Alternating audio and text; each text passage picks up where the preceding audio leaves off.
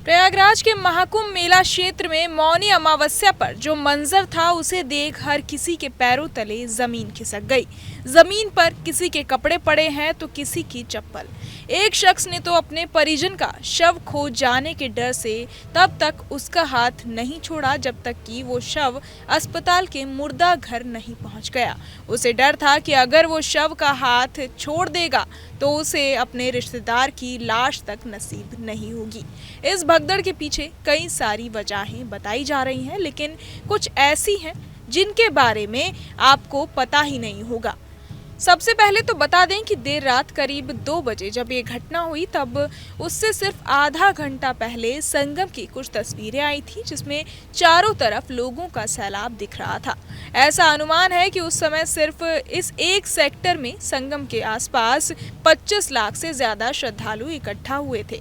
Police ने संगम पहुंचने के लिए जो मार्ग बनाए थे वो इस कदर भरे हुए थे कि लोग वहां लगाए गए बैरिकेड को तोड़ने की कोशिश कर रहे थे और पुलिस और रैपिड एक्शन फोर्स के जवान उन्हें रोकने के लिए बार बार समझा रहे थे। ये सारे हालात भगदड़ मचने से सिर्फ आधा घंटा पहले के थे। इसके पीछे की जो वजहें बताई जा रही हैं वो हैं एंट्री एग्जिट का one way route plan fail. Mahakumbh में स्नान के लिए घाट बनाए गए हैं। घाटों तक जाने के लिए और वापस आने के लिए वन वे रूट बनाया गया। प्लानिंग के अनुसार काली रोड से त्रिवेणी बांध पार करके श्रद्धालुओं को संगम अपर मार्ग से संगम नोज जाना था। स्नान करने के बाद अक्षयवट रोड से त्रिवेणी बांध के रास्ते त्रिवेणी मार्ग से होते हुए एग्जिट करना था, लेकिन ये प्लानिंग फेल हुई क्योंकि लोगों ने रूल का पालन नहीं किया। वो अक्षयवट मार्ग पर नहीं गए बल्कि संगम मार्ग से ही वापस जाते दिखे। एक और वजह हो सकती है पांटून पुलों को बंद रखना।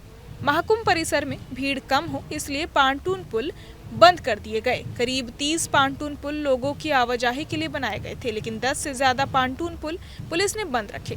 इसलिए झांसी की ओर से आने वाले लोगों को कई किलोमीटर पैदल चलना पड़ा, लेकिन थक जाने की वजह से वो संगम नोज पर ही आराम करते दिखे। इस वजह से भी संगम नोज पर भीड़ बढ़ी, जो देर रात अंधेरे में लोगों की मौत का कारण बन गई।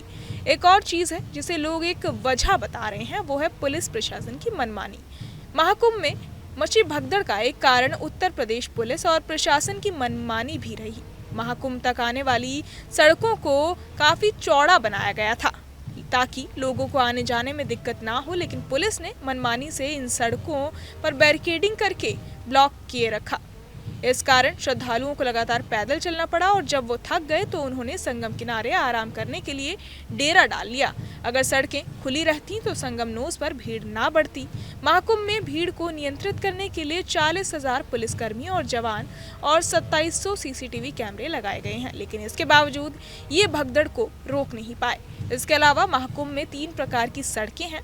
पहली सड़क को काली सड़क कहते हैं जो आम श्रद्धालुओं के लिए होती है। दूसरी सड़क को लाल सड़क कहते हैं जो वीवीआईपी मूवमेंट के लिए होती है, और तीसरी सड़क को त्रिवेणी मार्ग कहते हैं जो मेला क्षेत्र को संगम से जोड़ता है। लेकिन इस घटना में ये व्यवस्था पूरी तरह से चरमरा गई और प्रशासन इस भगदड़ को रोक नहीं पाया। बहरहाल इस पूरी खबर को सुनकर आप क्या कुछ सोचते हैं हमें कमेंट बॉक्स में जरूर बताएं और बाकी तमाम खबरों के लिए सब्सक्राइब करें न्यूज नेशन। न्यूज नेशन अब व्हाट्सएप पर खबरों के ताजा अपडेट के लिए न्यूज नेशन के इस क्यूआर कोड को स्कैन करें।